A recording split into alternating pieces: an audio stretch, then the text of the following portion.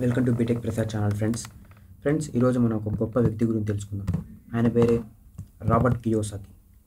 ఈయన rich dad poor dad అని book రాశాడు. ఆ బుక్ ఎందుకు రాశాడు, ఆయన అసలు ఈయన ఎవరు, ఇది మొత్తం ఈ వీడియోలో నేను చెప్పాలనుకుంటున్నాను. ఎందుకంటే నాకు ఇన్స్పైరింగ్గా ఉన్నది ఎవరంటే వారిలో రాబర్ట్ కియోసాకి కూడా ఒకడు. ఫ్రెండ్స్, ఈ క్యాప్షన్ చూసారా?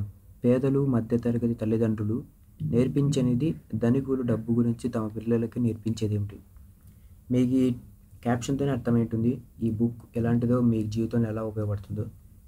ఫ్రెండ్స్, ఈ బుక్ వెంటనే కొనండి, మీకు చదువుకోండి, మీ లైఫ్లో చాలా ఉపయోగపడుతుంది. ఓకే, ఈయన గురించి తెలుసుకుందాం. ఫ్రెండ్స్, ఈయన Robert Kiyosaki rich dad poor dad అంటే అర్థం ఏంటంటే, వీళ్ళ డాడ్ ఒక బాగా చదువుకున్నవాడు, మంచి ఉద్యోగం చేసేవాడు, బాగా డబ్బు సంపాదిస్తున్నాడు. ఇతని ఫ్రెండ్ ఉన్నాడు. ఇతని ఫ్రెండ్ వాళ్ళ డాడీ వచ్చి అంతగా చదువుకోలేదు, కానీ వాళ్ళ హవాయ్ అనే ప్రదేశంలోనే నెంబర్ 1 రిచెస్ట్ మ్యాన్. కియోసాకి ఒక 7 years ఉన్నప్పుడు వాళ్ళ డాడ్ ఇతనికి చెప్పేవాడు, బాగా చదువుకో, జాబ్ తెచ్చుకో, ఇన్సూరెన్స్, పెన్షన్ ఇలాంటి పదాలు వాడేవాడు. వీళ్ళ ఫ్రెండ్ వాళ్ళ డాడ్ వచ్చి నువ్వు చదువుకో, నువ్వు చదువుకున్నది నీ లైఫ్లో ఉపయోగపడాలి, దాంతో నువ్వు వ్యాపారం చేయగలిగేలా ఉండాలి, అలా అయితే చదువుకో అని చెప్పేవాడు. వీళ్ళ డాడ్ ఇలా అనేవాడు. రిచ్ డాడ్ వచ్చి ఏమన్నాడంటే, నెంబర్స్ చదువుకో అంటే, నెంబర్స్ అంటే ఇక్కడ ఫైనాన్షియల్ అర్థం, ఫైనాన్స్, ఎకనామిక్స్ ఇలాంటివి చదువుకో అని చెప్పేవాడు. 7 years ఉన్నప్పుడు ఇతనికి ఏ డిసిజన్ తీసుకోవాలో ఒక డైలమా ఉండేవాడు. ఇలాగే లైఫ్ కంటిన్యూ అయ్యేది. ఇలా ఇతని డైలమా నుంచి వీళ్ళిద్దరిలో ఎవరిది రైటు అని ఆలోచించుకుంటూ ఇలా కొన్నేళ్ళు గడిచిపోయాయి. తర్వాత తెలుసుకున్నాడు, నిజమేంటి అనేది తెలుసుకున్నాడు. అది తెలుసుకొని ఈ రిచ్ డాడ్ పూర్ డాడ్ అని రాశాడు. ఓకే, ఈ బుక్లో మెయిన్ కంటెంట్ చెప్తా ఫ్రెండ్స్. ఇతని గురించి చెప్పాలంటే ఒక 2-3 గంటలైనా సరిపోదు, కానీ మెయిన్ కంటెంట్ నేను చెప్పాలనుకుంటున్నాను. ఓకే, మెయిన్ కంటెంట్లోకి వెళ్దాం.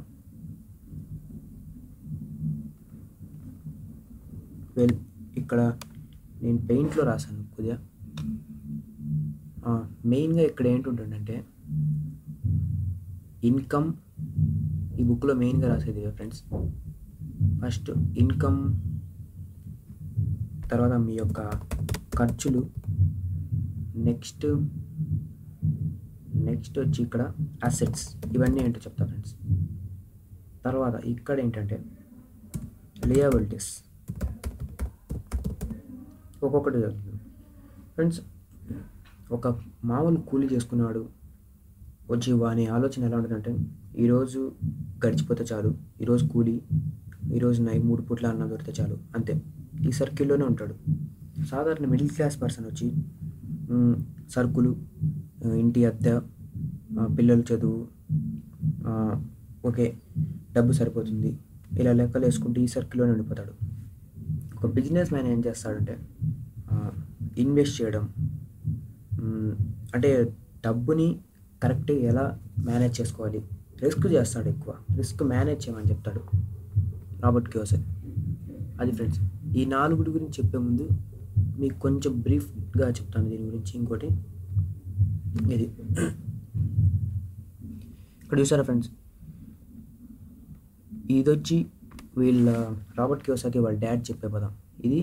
ఈ రైట్ సైడ్ ఉండేది రిచ్ డాడ్ చెప్పేది. దీని గురించి చెప్తా ఫ్రెండ్స్, త్వరగా చెప్పేస్తా. వీళ్ళ డాడ్ వచ్చి హౌస్ అనేది యాసెట్ అంటాడు. హౌస్ యాసెట్ అంటే అతనికి జేబులోకి డబ్బు ఇచ్చేది, అంటే అతనికి ఇన్కమ్ ఇచ్చేది అనేదాన్ని ఒక యాసెట్ అంటారు ఫ్రెండ్స్. లేయబిలిటీ అంటే మీ జేబులో నుంచి డబ్బు వెళ్ళిపోయేది, అంటే ఇప్పుడు మీకు ఖర్చు పెట్టాల్సింది, దాన్ని లేయబిలిటీస్ అంటారు. పూర్ డాడ్ వచ్చి హౌస్ అనేది యాసెట్ అంటున్నాడు, రిచ్ డాడ్ వచ్చి లేయబిలిటీ అంటున్నాడు. అవును ఫ్రెండ్స్, మనం ఇల్లు అనేది దానికి అద్దె కట్టాలి, కరెంటు బిల్లు కట్టాలి, ఇవన్నీ కట్టాలి. దానివల్ల మనకు ఖర్చు అవుతుంది. అది ఒక లయబిలిటీ, అసెట్ కింద అవ్వదు. మీకు ఒకవేళ ఇల్లులు ఉంటే దాన్ని రెంట్ ఇస్తే అది ఒక అసెట్గా చెప్పుకోవచ్చు, దాని నుంచి మీకు ఇన్కమ్ వస్తూనే ఉంటుంది. అదే ఇక్కడ చెప్పాడు. పూర్ డాడ్ వచ్చి ఐ కాంట్ అఫోర్డ్ ఇట్, ఈ రిచ్ డాడ్ వచ్చి how can I afford it అంటాడు. అంటే మనం మామూలు మిడిల్ క్లాస్ ఇలాంటి మామూలు మనుషులు ఎలా ఉంటారంటే, నేను దాన్ని ఖర్చు పెట్టలేను, నేను దాన్ని రిస్క్ చేయలేను ఇలా అంటాడు.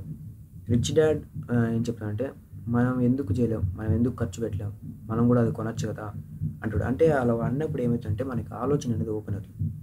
ఆలోచన వచ్చినప్పుడు ఒక బిజినెస్ ఐడియా ఏదో ఒకటి వస్తుంది. మనం చేయలేము అని ఆగిపోతే మనకి ఏం ఐడియా రాదు, మనం ఎక్కడ ఉండేదో అక్కడే ఉంటాం. ఇలా ఉంటుంది ఫ్రెండ్స్. ఇవన్నీ చూస్తే మొత్తం ఇలాగ ఉంటాయి friends.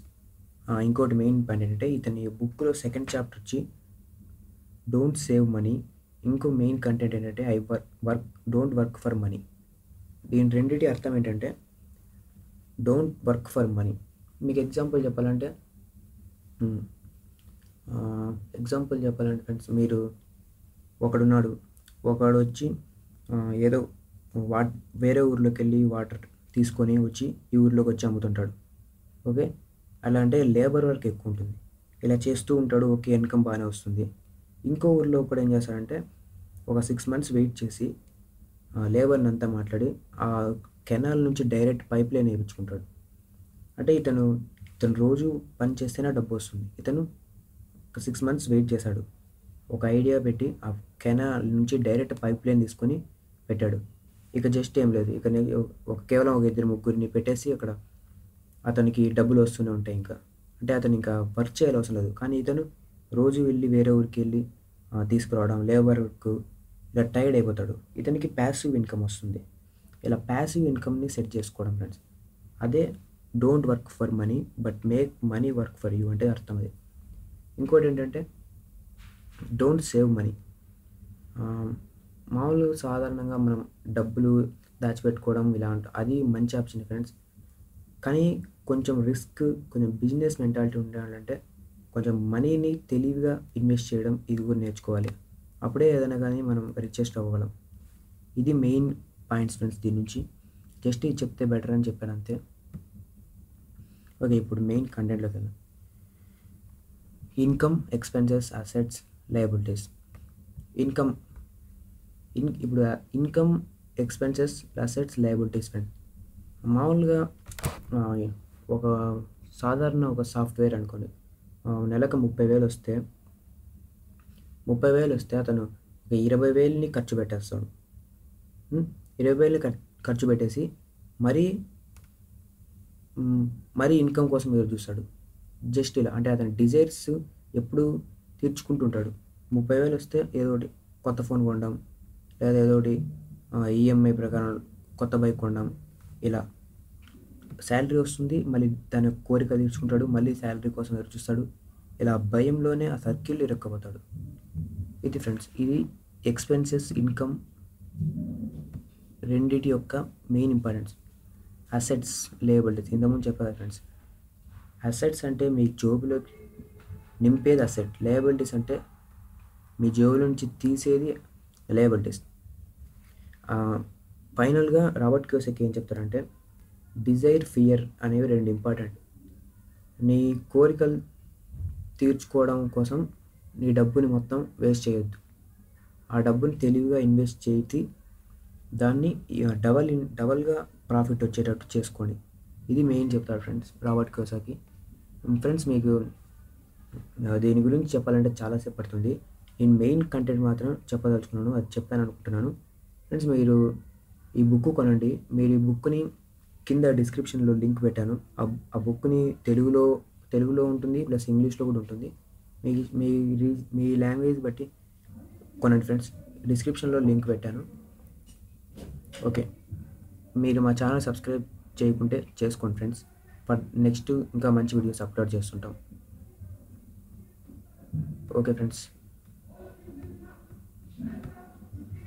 Thank you for watching.